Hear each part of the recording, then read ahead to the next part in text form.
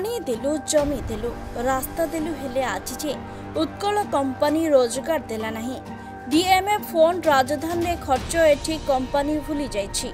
Peri फेरी development कार्य रायगढ़ जिला Kashipur block अंतर्गत दोहरागुड़ा ठारे गढ़ी उठिथिबा बहुराष्ट्रीय कंपनी उत्कल आलुमिना कारखाना विरोध रे जन असंतोष तेजी पाई लागिछि।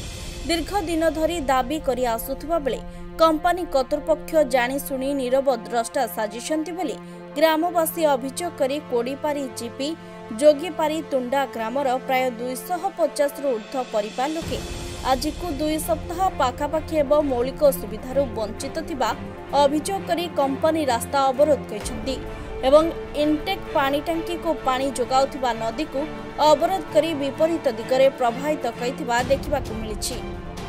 इनटेक पानी टैंक निकटरे वृद्ध वृद्धा कुनी कुनी पिला छुआंक सह हाड़भंगा शीतरे अहरह संघर्षरे रात्रि यापन करे दाबी पूरण पई अड़ी बसिछंती एवं पानी को संपूर्ण अवरोध करिसेंती।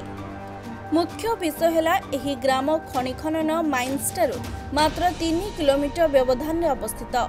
ग्राम मध्य दे कंपनीर मुख्य सड़क और कन्वेयर बेल्ट जाई अछि, किंतु दीर्घ वर्ष अब कहारी को कंपनी रोजगार किंबा पारिपार्श्विक विकास दिगरे संपूर्ण अवहेलित करिछि बोली लोके प्रकाश करिसेंती। संपृक्त घटना संपर्क में उपस्थित मजिस्ट्रेट दायित्व थिबा काशीपुर तहसीलदार को प्रतिक्रिया नेबाकू चेष्टा करा जायथिला, किंतु से कोनोसी प्रतिक्रिया देबाकू मना कहि दैथिले। उक्त स्थान रे काशीपुर अंडीरा कंच थाना अधिकारी एवं कंपनी कर्तृपक्ष उपस्थित थिले।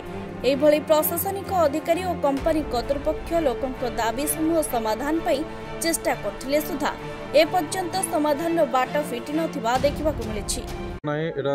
दीर्घ वर्षर समस्या अटे। दीर्घ वर्ष धरी उत्कल आलुमिना द्वारा होउथिबा अवहेला उत्कल आलुमिना देइथिबा प्रतिश्रुति को केबे मध्य पूर्ण न करिबारु आज जोगीपारी तुंडा ग्रामवासी बारंबार से माने विभिन्न महल रे चेष्टा करी मध्य विफल होला परे वर्तमान राजरास्ता को ओल्हाइछन्ते।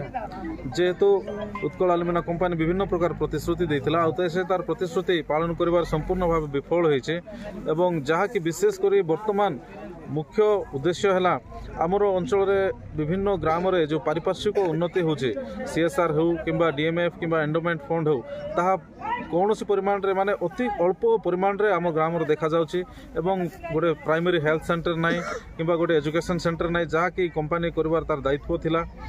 गोटे विद्युतीकरण सुविधा नाई, गमनागमन सुविधा नाई, जलसेचन सुविधा नाई।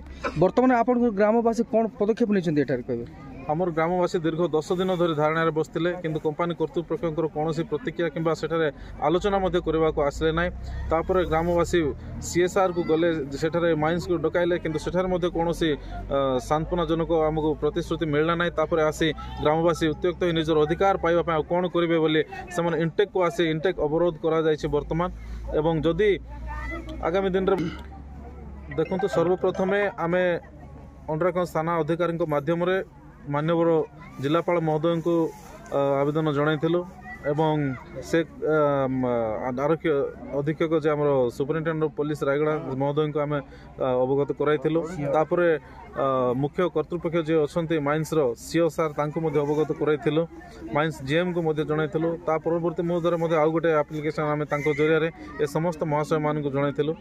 किंतु दीर्घ दिन रो आपण मानकर जो प्रोटेस्ट चलती जदि समाधान बाट जदि न आसे ताहले आपण माने कोन पदक्षेप नेबे? वर्तमान देखंतु यह अति दुर्भाग्यर विषयटा आम ग्रामवासी प्रति और अंचलवासी प्रति मध्य, कारण आम ग्राम अति अल्प दूर 0.5 किलोमीटर दूर रे बेल्ट लाइन द्वारा बक्साइड जाउछि। 0.5 किलोमीटर दूर रे जो इंटेक अछि से इंटेक रो पानी नौछंती ता मध्य इंदिरावती अपस्ट्रीम रिवर नेबा कथा किंतु एठार निया जाउछि एवं दैनिक 22,300 क्यूबिक मीटर नेबा कथा ताठर अधिक जल उठाउछि। ए गोटे मात्र नदी आमर लोक मानकर व्यवहार रे दैनंदिन व्यवहार आछि, जलसेचन व्यवहार आछि, तहिरु क्षयक्षति सोचंती। जल जंगल माटी सबु हराई मध्य जदि आमर दाबी को आमर दाबी एवं आमर अधिकार को आम पाइपारू ना ताहले निश्चित भाव में आगामी दिन अंचलवासी ग्रामवासी राजरास्ता ओह्लाइबे एवं आंदोलन तीव्रतर हेबो। सरकार महल रे राज्य सरकार केंद्र सरकार सबु महल रे यहा को आगामी दिन उपस्थापन करा जिवो यह ग्रामवासी निष्पत्ति। धन्यवाद। रायगढ़ जिला काशीपुर सुरेश चंद्र कुमार की रिपोर्ट, विशेष खबर।